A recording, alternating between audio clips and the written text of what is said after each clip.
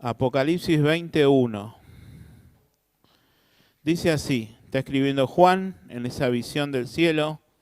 Dice, vi a un ángel que descendía del cielo con la llave del abismo y una gran cadena en la mano.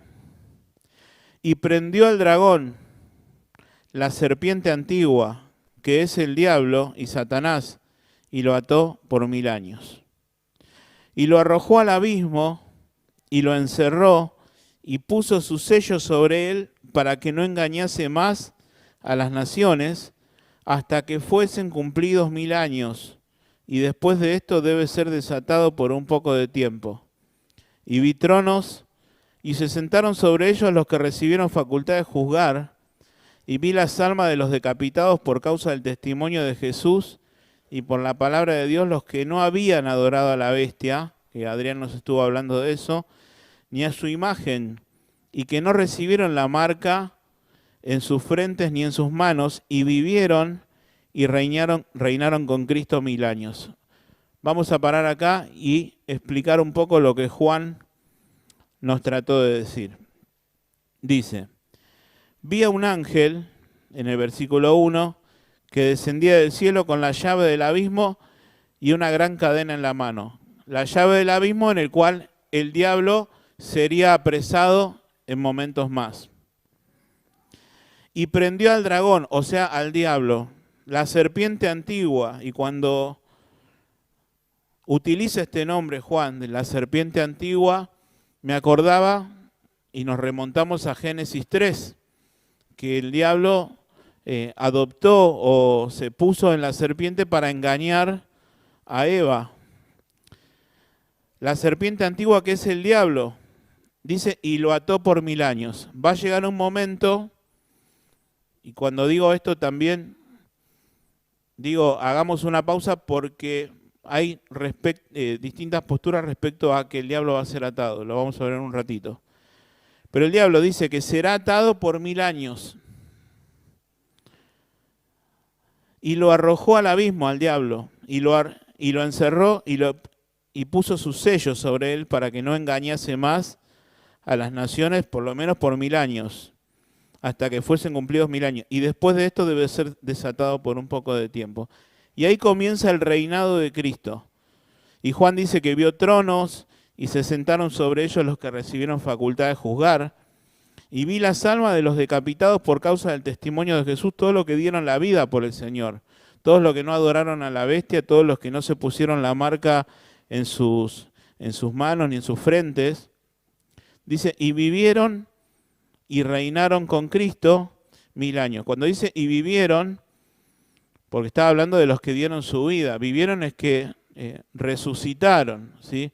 Eso es lo que la Biblia llama la primera resurrección. De hecho está en el versículo 5. Pero los otros muertos, los que sí adoraron a la bestia y los que no creyeron en Cristo como Salvador, los otros muertos no volvieron a vivir. Los que creyeron en Cristo sí. Pero los otros muertos no volvieron a vivir hasta que se cumplieron los 1000 años. Esta es la primera resurrección. La primera es la que viene el Señor a reinar y sus santos resucitan con Él.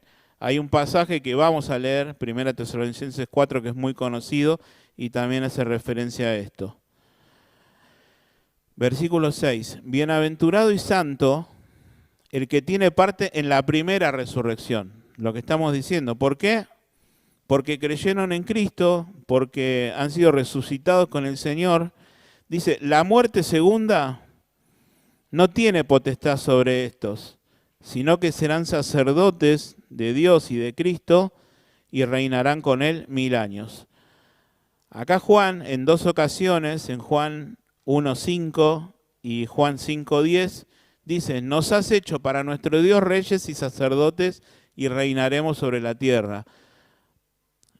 Profetizando este acontecimiento, que aquellos que tenían parte en la primera resurrección, o sea, cuando el Señor viene por segunda vez, resucita a aquellos que han creído en Cristo y a aquellos que han dado su vida por el Señor, que no se han inclinado hacia la bestia que es el anticristo, reinarán con él 1000 años.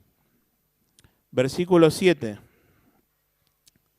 Cuando los 1000 años se cumplan, Satanás será suelto de su prisión y saldrá a engañar a las naciones que están en los 4 ángulos de la tierra. Acá ya terminaron los 1000 años, ¿sí? Que están en los 4 ángulos de la tierra, a Gog y a Magog. Acá se remonta a una profecía del libro de Ezequiel, no tenemos el tiempo para leerla, a fin de reunirlos para la batalla. El enemigo, Satanás, la serpiente antigua, el dragón, todas las maneras como la Biblia lo llama, saldrá una vez suelto a engañar a las naciones, y muchos serán engañados. Dice, al fin de reunirnos para la batalla contra el que está sentado en el caballo. Si vemos un capítulo antes, el 19, habla de Cristo montado en un caballo blanco y todas las huestes celestiales preparadas para la batalla. A fin de reunirlos para la batalla, estoy leyendo el versículo 8, el número de los cuales es como la arena del mar. Miren a cuántas personas va a engañar el diablo en ese momento.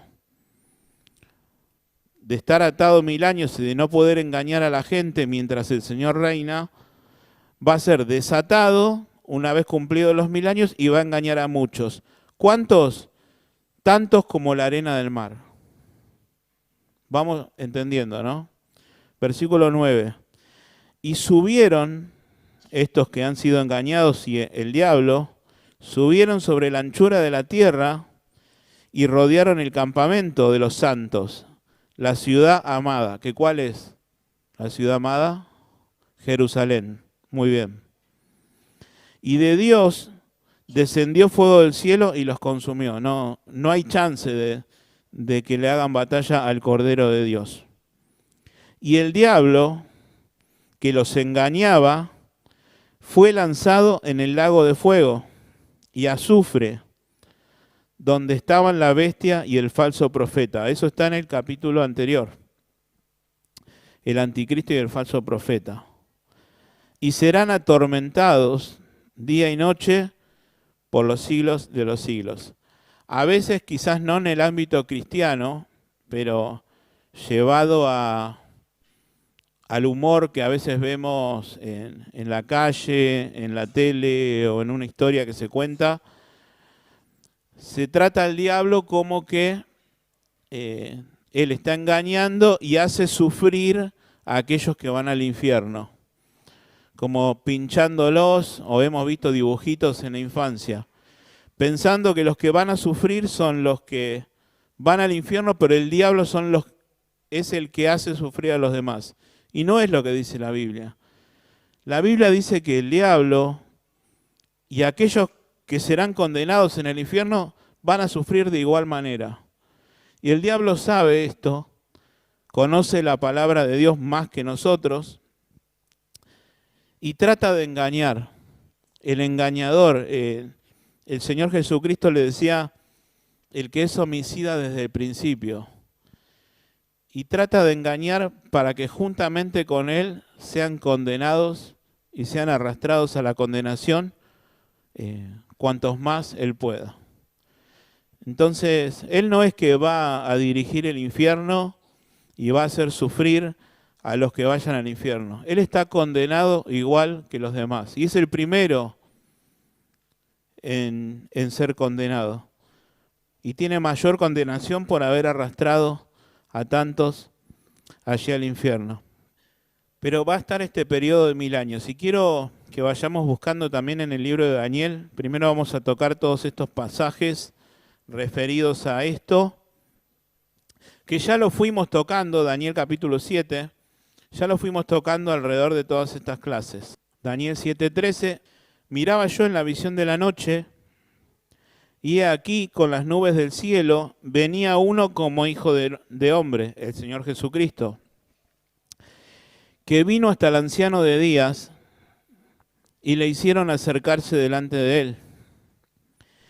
Y le fue dado dominio, gloria y reino para que todos los pueblos, naciones y lenguas le sirvieran el reino de Cristo, los 1000 años, que acá Daniel no dice que van a ser 1000 años, pero se refiere a este tiempo.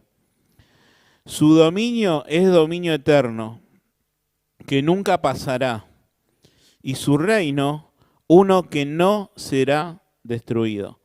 El capítulo es más largo y de hecho da ciertas coincidencias con otras cosas que nos da el relato de Apocalipsis, pero no vamos a entrar en el pasaje de lleno y vamos a ir a 1 Corintios 15.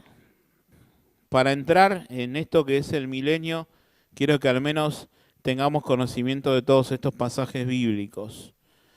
1 Corintios 15, que habla de la resurrección de Cristo, un tratado extenso acerca de la resurrección de Cristo. Pablo trata este tema del futuro reinado del Señor. Dice 1 Corintios 15, 20. Mas ahora Cristo ha resucitado de los muertos, primicia de los que durmieron es hecho. Es el primero en resucitar, trata de decir Pablo con esto de las primicias. Porque por cuanto la muerte entró por un hombre, o sea, por Adán, también por un hombre, o sea, Cristo, la resurrección de los muertos. Porque así como en Adán todos mueren, también en Cristo todos serán vivificados, resucitados en determinado tiempo. Pero cada uno en su debido orden. Dice, Cristo, las primicias, o sea, Cristo es el primero en haber resucitado. Luego los que son de Cristo en su venida. Lo leímos en Apocalipsis y lo vamos a leer también ahora en 1 Tesalonicenses 4 en un ratito. Luego el fin, cuando entregue el reino al Dios y Padre, cuando haya suprimido todo dominio, toda autoridad y potencia. El Señor Jesucristo va a reinar, ¿hasta cuándo? Hasta haber suprimido todo dominio, toda autoridad y potencia, hasta haber puesto a sus enemigos, dice, debajo de sus pies. Lo vamos a leer en un ratito. Y le va a entregar el reino al Padre. Versículo 25. Porque es preciso, es necesario, preciso es que Él reine hasta que haya puesto a todos sus enemigos debajo de sus pies. Filipenses 2 dice, toda rodilla se doblará. Hay algunos que voluntariamente, en los cuales muchos de nosotros estamos incluidos, hemos creído en el Señor Jesucristo y hemos doblegado nuestras rodillas y le reconocemos como Señor de nuestras vidas y como el Señor del universo que reina sobre todo. Y Pablo dice, ¿no?, que todas las cosas por Él fueron hechas, y Pablo dice que Él sustenta todas las cosas con la palabra de su poder.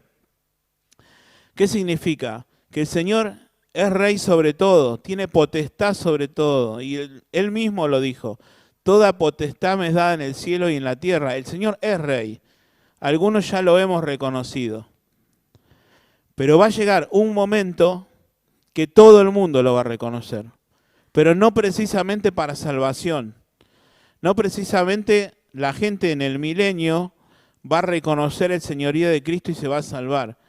Lo va a reconocer porque lo va a tener ahí y lo va a ver reinando en todo su esplendor, y aquellos que no han doblado sus rodillas lo van a terminar reconociendo y también para condenación.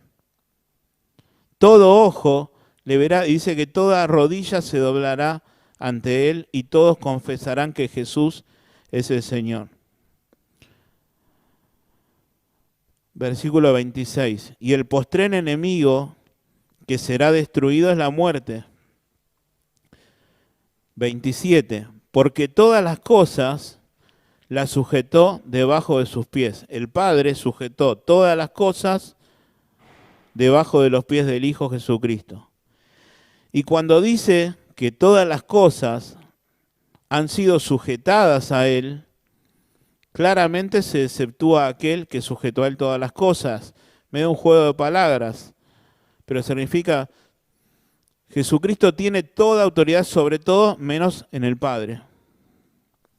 Pero luego, versículo 28, que todas las cosas le estén sujetas, cuando haya terminado su reinado, entonces también el Hijo mismo se sujetará al que le sujetó a él todas las cosas, a Dios, para que Dios sea todo en todos. El reinado de Cristo. Y por último, 1 Tesalonicenses 4,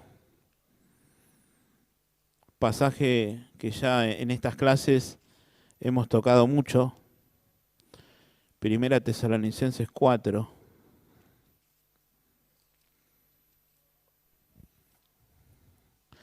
Versículo 13.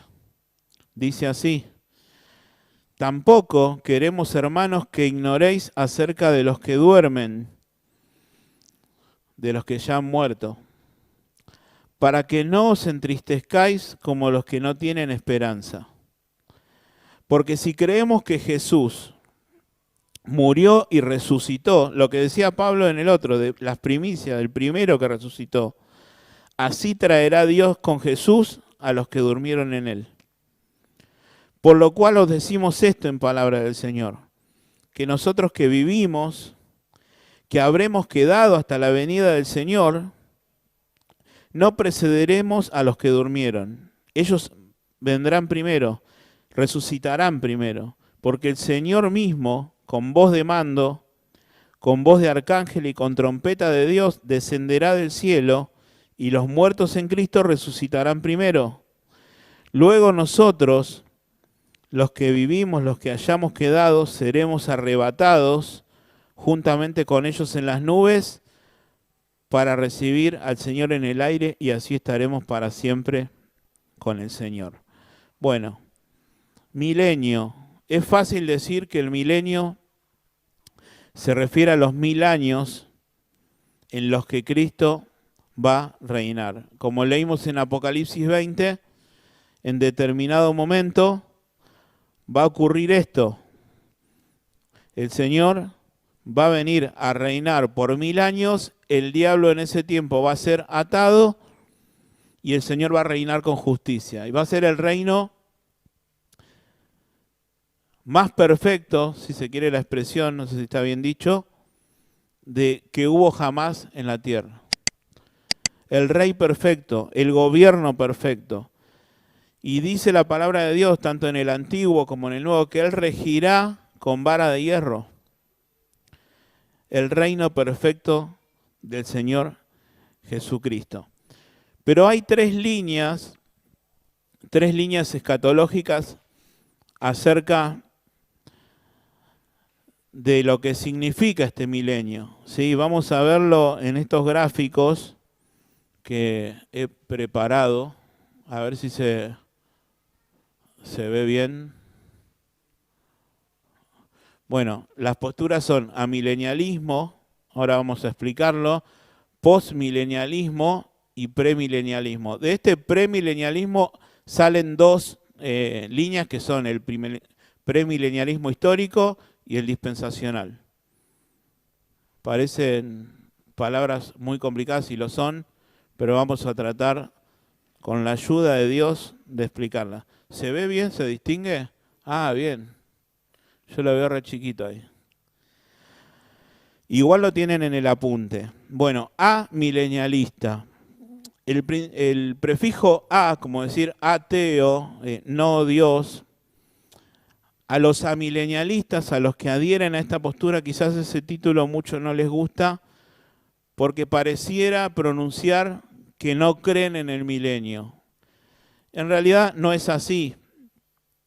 Amilenial, no milenio o sin milenio, ellos lo que creen de este reinado de Cristo de 1000 años, utilizan un sistema de interpretación bíblica alegórica en el cual ellos sostienen que el Señor Jesucristo ya reina desde el momento en que ascendió a los cielos hasta su segunda venida. Por eso ahí el gráfico dice que es un milenio simbólico. El Señor asciende a los cielos y ya reina, y todos esos santos que dieron su vida por el Señor son los que ya fueron partiendo desde ese momento a la eternidad con el Señor hasta que Él vuelva. ¿Cuál es el tema de este principio y de este método quizás alegórico de interpretar la Biblia? Es que, para mí, no hay un límite con la alegoría. Se empieza a alegorizar tanto que todo termina siendo en base al sentido común o a la alegoría que estamos empleando para interpretar este texto bíblico. ¿Qué significa que el diablo? Porque dice que en este periodo del reinado de Cristo, el diablo va a estar atado. Y nosotros vemos hoy, bueno, yo no adhiero al milenialismo, vemos que el diablo no está atado ahora en este tiempo. Y está engañando. Bueno, lo que dicen ellos es que Cristo está reinando y su iglesia está expandiendo el evangelio, y que el concepto de que el diablo esté atado en este tiempo hace referencia a que el diablo no puede impedir la expansión del evangelio. Hace referencia a los amilenialistas a eso, que el concepto de que el diablo esté atado en este tiempo en el cual Cristo ya está reinando desde el cielo, es que él no puede impedir que el evangelio se expanda. Lo vimos demasiado rápido, ahora vamos a leer después algunos conceptos más. Bueno, postmilenialista.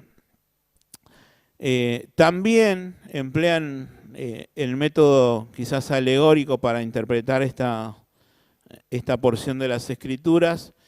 Ellos hablan de una época dorada, lo leí mucho lo de la frase época dorada en todos los que hablan de postmilenial, que la iglesia es media la encargada de instaurar el reino de Cristo. ¿Cómo? Predicando el evangelio. Dicen que en determinado momento el reino de Cristo va a ir en aumento por medio de la predicación del evangelio. Va a haber un tiempo de la historia en la cual muchos o la mayoría de las personas creerán en Cristo, entonces vendrá la segunda venida. Lo digo rápido y después vamos a leer algunas cositas. Premilenialismo histórico. Bueno, se dice histórico porque se dice que es la postura histórica de la iglesia primitiva, hasta el siglo XIX que vino el dispensacionalismo. Dice que, bueno, el Señor asciende a los cielos. Ahora estamos en esta etapa en la cual está la iglesia predicando el evangelio. Va a haber un periodo de tribulación que Adrián nos habló, y cuando termine ese periodo de tribulación va a venir el Señor Jesucristo, la segunda venida. Y en ese momento ocurrirá lo que hemos leído en 1 Tesalonicenses 4, la resurrección y el arrebatamiento en un mismo acto. Viene el Señor y reina físicamente por 1000 años y después el estado eterno. ¿Cuál es la diferencia con el premilenialismo dispensacional? Bueno, el dispensacionalismo dice que la iglesia va a ser raptada, para el que no lo entendió ahora lo vamos a volver a decir, antes de la tribulación. El Señor asciende a los cielos, está la iglesia, ocurre el arrebatamiento, el rapto, y luego viene la tribulación. 7 años y el Señor regresa a reinar por 1000 años junto a los que fueron arrebatados 7 años atrás. Bueno, el premilenialismo histórico dice que la iglesia va a atravesar la tribulación y que el arrebatamiento y la segunda venida son un mismo acontecimiento, o más que un mismo acontecimiento, ocurren en el mismo acto. Bien, vamos a leer y a considerar un poquitito más. No hay mucho más que esto, por lo menos que decir en esta clase, en lo que quiero que nos llevemos nociones de cada una de las posturas. Amilenialismo. Bueno, ellos no esperan que haya un reino milenial físico. De hecho, ahí lo pongo, ellos no niegan el milenio, sino creen que Cristo ya está reinando desde el momento de su ascensión, en conjunto con las almas de los creyentes que ya fueron partiendo a su presencia.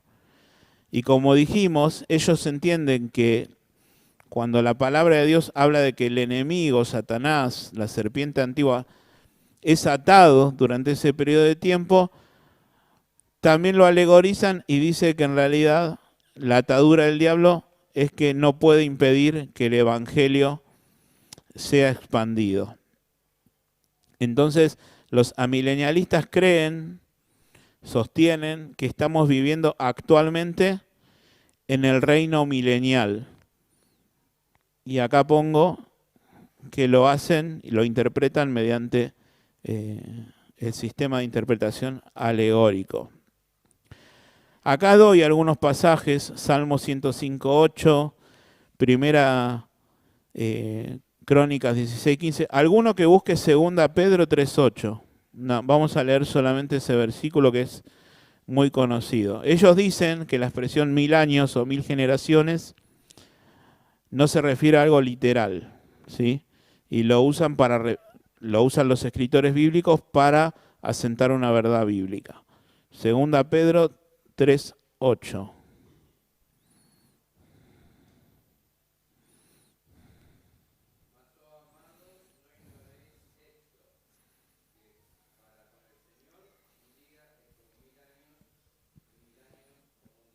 Muy bien. Utilizan este pasaje para decir, bueno, Juan quiere decir que no son 1000 años literales, que para el Señor es un periodo de tiempo. Un amilenialista escribe, los amilenialistas sostienen que las promesas hechas a Israel, David y Abraham en el Antiguo Testamento son cumplidas por Jesucristo y su iglesia durante el tiempo presente. Se difiere de los dispensacionalistas que creen que todas las promesas dadas a Israel se van a cumplir en el milenio, ¿sí? Como estas promesas ya han sido cumplidas, no hace falta ningún cumplimiento en el futuro, lo cual el Señor Jesucristo puede venir. Todo ya fue cumplido. Eso es lo que dicen. Bueno, postmilenialismo. Sostiene que el retorno de Cristo será después del milenio. Y coinciden en gran parte los amilenialistas con los postmilenialistas en cuanto a que el Señor Jesucristo regresará después del milenio. Ambos están de acuerdo que el milenio figurativo no es literal un periodo de 1000 años y que es un tiempo donde el evangelio es predicado en todo el mundo. Como dijimos, según ellos, el evangelio será predicado por la iglesia de tal manera que cuando las condiciones estén dadas, el Señor va a regresar por su iglesia. Ellos como lo interpretan. Y tanto el amilenialismo como esta postura postmilenial, el regreso de Cristo regresará posterior a ese reinado figurativo. Los postmilenialistas esperan una edad de oro, esto lo dicen mucho ellos, la edad de oro o la época dorada, una época de justicia en la tierra, donde la iglesia experimenta una mayor prosperidad y gran influencia en la cultura. Esta edad dorada es lo que los postmilenialistas entienden como el milenio. Y acá otro escritor dice acerca de esta postura postmilenial: el postmilenialismo es una perspectiva de los últimos tiempos que sostiene que el reino de Dios está siendo extendido ahora en el mundo por medio de la predicación del Evangelio. Algunos se agarran de esto por las palabras, por ejemplo, del Señor Jesucristo. Cuando predicaba el Evangelio, él decía, el reino de los cielos se ha acercado. Como que ya está instaurado el reino de Dios y ya estamos viviendo en ese reinado de Cristo. Y es a través de la predicación del Evangelio y del trabajo del Espíritu Santo. El regreso de Cristo, según ellos, ocurrirá al final de este periodo de la Edad Dorada, donde va a prevalecer la justicia y la paz, y ahí va a venir el Mesías. Premilenialismo. Como dijimos, hay dos líneas de pensamiento respecto a esto, una llamada histórica y la otra dispensacional. Dijimos que el concepto de premilenialismo histórico se le llama porque era conocida o era la que sostenía la primera iglesia incluso hasta el siglo XIX, que vino el dispensacionalismo. ¿Cómo se llamó el autor o el precursor de esta línea de pensamiento? Bueno, John Nelson Darby, en el siglo XIX, creo que 1830. El premilenialismo expone que después de su venida, o sea, el Señor va a venir y luego ocurre todo lo demás, a diferencia del amilenialismo y el posmilenialismo, que dice que ocurre todo y después el Señor viene. Bueno, no, acá el Señor viene primero. Después de su segunda venida, Cristo reinará físicamente durante 1000 años. Esta línea de pensamiento, las dos, la histórica y la dispensacional, sostiene que el reinado de Cristo ocurrirá durante 1000 años literal, durante 1000 años, y que luego vendrán el cielo nuevo y la tierra nueva, como termina el libro de Apocalipsis. ¿Cuál es la diferencia entre uno y otro? A grosso modo, ¿no? Entre el premilenialismo histórico y el dispensacional. Bueno, básicamente es el tema de la tribulación. Lo que dice el premilenialismo histórico es que la iglesia de ahora presente, los que habremos quedado, como dice el apóstol Pablo, va a atravesar el periodo de tribulación. Y posterior a ese periodo de tribulación de 7 años, va a venir el Señor Jesucristo a arrebatar a su iglesia y a resucitar a aquellos que han dormido con él. ¿Qué dice el premilenialismo dispensacional? Dice que no, que la iglesia va a ser arrebatada antes del periodo de tribulación, que Dios no puede hacer atravesar eso a su iglesia amada. Entonces va a ocurrir el rapto, viene el periodo de tribulación y luego el Señor regresa a reinar junto con aquellos que fueron arrebatados y reina por 1000 años. Durante este periodo, y creo que coincide bastante con el texto bíblico, Satanás será atado físicamente por 1000 años, lo cual, mientras el Señor Jesucristo reine durante esos 1000 años, Satanás será atado y no podrá engañar, no podrá tentar, no podrá hacer lo que hace ahora en este tiempo. Es por eso que ese periodo en el cual Cristo va a reinar será un reinado perfecto. Va a haber maldad porque las personas sobre las cuales Jesús va a reinar van a ser humanos y van a ser pecadores. Pero no va a estar el trabajo dañino del enemigo porque va a estar atado durante ese periodo. Después va a ser suelto, como dijimos, engañará a muchos y luego van a ser destruidos por el Señor. Acá yo pongo este punto, ¿no? Y con esto ya estoy terminando. Verdad versus herejía. Creo que un poco lo dijo Adrián también cuando habló de la tribulación. Debemos entender que aquellos que son, por ejemplo, amilenialistas, no están o no deben estar en contra de los postmilenialistas o los premilenialistas. No es un enfrentamiento. No estamos hablando de verdades que conciernen a la salvación, sino maneras de interpretar el texto bíblico. Yo sostengo esto, pero el hermano que sostiene otra cosa no es mi enemigo. Ni estamos enfrentados. Y quizás en internet, en los foros que hablan de esto, sí se pelean a ver quién gana, a ver quién con argumentos tiene la razón.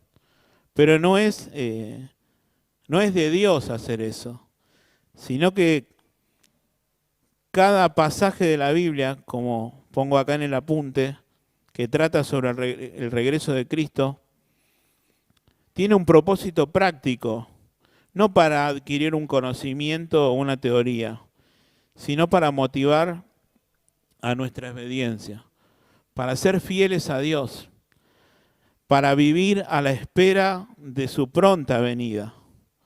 Y con esto vamos a leer al final de esta clase, unos pasajes respecto a la segunda venida, de vivir de acuerdo a eso. No solamente, bueno, yo soy esto, como el que es calvinista, yo soy calvinista. Bueno, pero no debe provocar, yo no soy calvinista, dije como que el que dice, bueno, el rapto, que ya nos estuvo hablando Adrián acerca de esto cuando habló de la tribulación. La gran mayoría de los cristianos creen que habrá un arrebatamiento al final de los tiempos. A esto se le conoce como rapto. Ya lo leímos en 1 Tesalonicenses 4:17 hace unos momentos. Adrián nos habló de estas tres posturas que quería simplemente traerlas de nuevo. Pretribulacional, que el arrebatamiento será antes de la tribulación. La segunda postura, vos Adrián la llamaste mesotribulacional. Se puede llamar que dice que la iglesia será arrebatada a mediados de la tribulación. La Biblia, hablando de la tribulación, dice que habrá 3 años y medio, 42 meses de paz y 3 años y medio de tribulación real y de caos en el mundo. Entonces dice, bueno, la iglesia va a estar presente los primeros 3 años y medio y posterior va a ser arrebatada. Y post-tribulacional, que es esta línea de premilenialismo histórico, el arrebatamiento será al final de la tribulación. Esos son un poco los conceptos que yo quería traer en el día de hoy. Y como pongo acá en el apunte, pienso que ninguno de nosotros somos teólogos y sabemos demasiado del tema. Y debemos tratar estos temas con humildad, reconociendo nuestras propias limitaciones. Pero sí quiero leer unos pasajes y que me acompañen ya para terminar. En 1 Tesalonicenses 1:10. Y esperar de los cielos a su Hijo, al cual resucitó de los muertos, a Jesús, quien nos libra de la ira venidera. ¿Cuál debe ser la actitud del cristiano en su vida? Esperar de los cielos a su Hijo. Vivir expectantes de su venida. Vivir como si el Señor fuera a volver hoy mismo. Esa debe ser nuestra actitud como cristianos. Y vamos a buscar en 2 Pedro 3, este pasaje creo que alguien ya lo leyó, pero lo vamos a leer un par de versículos más. 2 Pedro 3, 8. Mas, oh amados, dice, no ignoréis esto, que para el Señor un día es como 1000 años y 1000 años como un día. El Señor no retarda su promesa, según algunos la tienen por tardanza. Dice, bueno, el Señor no viene más. ¿Qué está pasando? Está tardando.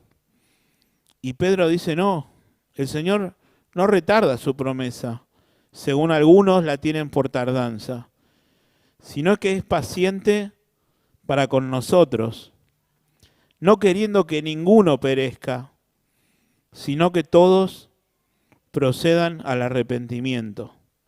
Pero el día del Señor vendrá como ladrón en la noche, o sea, cuando ni lo imaginemos, en el cual los cielos pasarán con gran estruendo y los elementos ardiendo serán deshechos y la tierra y las obras que en ellos hay serán quemadas.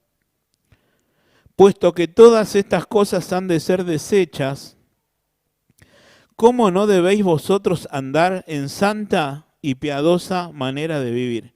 Primero dijimos de esperar su venida, de esperar de los cielos a su Hijo. Y acá Pedro nos dice, sabiendo que todas estas cosas serán deshechas, que esta tierra pasará y va a venir un cielo nuevo y una tierra nueva, como exclamando el apóstol Pedro, dice, ¿cómo no debéis vosotros andar en santa y piadosa manera de vivir? Esto los tiene que llevar a la santidad, a la piadosa manera de vivir, a vivir de una manera buscando a Dios, esperando y apresurándoos para la venida del día de Dios, en el cual los cielos, encendiéndose, serán deshechos, y los elementos siendo quemados se fundirán. Toda esta tierra pasará. Pero nosotros, dice el apóstol Pedro, los que creímos en Cristo, los que nos hemos arrepentido de nuestros pecados y reconocido al Señor Jesucristo como Salvador, nosotros esperamos, según sus promesas, cielos nuevos y tierra nueva, en los cuales mora la justicia. Por lo cual, oh amados, estando en espera de estas cosas, procurad con diligencia ser hallados por Él sin mancha e irreprensibles en paz. Y miren lo que termina este pasaje del versículo 15. Y tened entendido que la paciencia de nuestro Señor Jesucristo es para salvación. El Señor, dice, no retarda su promesa, según algunos la tienen por tardanza, sino que es paciente para con todos, no queriendo que ninguno perezca, sino que todos procedan al arrepentimiento. El Señor es paciente y no quiere que la gente perezca y se vaya al infierno. Está guardando, pero va a llegar un momento en el cual ese día va a venir, el día de Dios, dice el apóstol Pedro. Bueno, si oyeres hoy su voz, dice la Biblia, hoy, domingo 5 de noviembre, no endurezcas tu corazón. Domingo tras domingo, si vos venís todos los domingos acá o cada tanto, escuchás el Evangelio. Escuchás que Jesucristo es paciente, que vino a dar su vida en rescate por muchos en los cuales vos estás incluido o incluida y quiere salvarte. Él no quiere la muerte del impío, dice la palabra de Dios. Él no se goza en condenar al infierno a la gente. Él quiere salvar. Y Isaías dice, no se ha acortado su mano para salvar. No se ha acortado su brazo para salvar. Él quiere salvar. Y Él vino a este mundo, el Señor Jesucristo, haciéndose hombre, como el Cordero de Dios, ocupó tu lugar y mi lugar en la cruz, para que todo aquel que en Él cree no se pierda, sino que tenga vida eterna. Si hoy no tenés a Cristo en tu corazón, sabé que todo esto que estamos considerando es que va a haber un día, como decía el apóstol Pablo, en el que juzgará Dios al mundo con justicia, por medio del Señor Jesucristo. Bueno, ese día no va a venir como el Cordero manso, va a venir como Rey a juzgar. Y vas a terminar reconociendo que Jesucristo es el Señor. Bueno, Dios desea que lo hagas ahora. Si estás escuchando acá en este recinto o lo estás escuchando por internet, Dios quiere que recibas a Jesucristo como Salvador. Que le pidas perdón por tus pecados. Que lo invites a tu vida y que le digas con tus palabras que querés ser un hijo suyo. No hay otra manera. No hay otro camino. Y no hay otro nombre, como dice el apóstol Pedro, dado a los hombres en quien podamos ser salvos. No hay.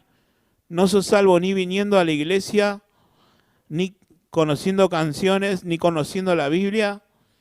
Sos salvo a través de haberte vos arrepentido y pidiéndole a Cristo que sea tu Salvador. Si oyeres hoy su voz, no endurezcas tu corazón. Domingo tras domingo explicando este mensaje. Abrí tu corazón a Cristo y decirle, Señor, quiero ser tu hijo. Quiero ser tu hija. Quiero que cuando tú vengas a reinar, yo esté contigo. No sea para condenación, sino para salvación. Salvame, Señor. Una vez lo ejemplificaron como aquel que se está ahogando. No dice simplemente, ayúdame, ayúdame. Grita con todas sus fuerzas. Clama a Dios en arrepentimiento y fe y entregale tu vida a Cristo. Pero para nosotros, los que creemos, ¿cómo no debemos andar en santa y piadosa manera de vivir? Que esta sea nuestra realidad, hermanos, y que podamos vivir a la espera del Señor Jesucristo y decir como decía Juan cuando el Señor dijo, ciertamente vengo en breve.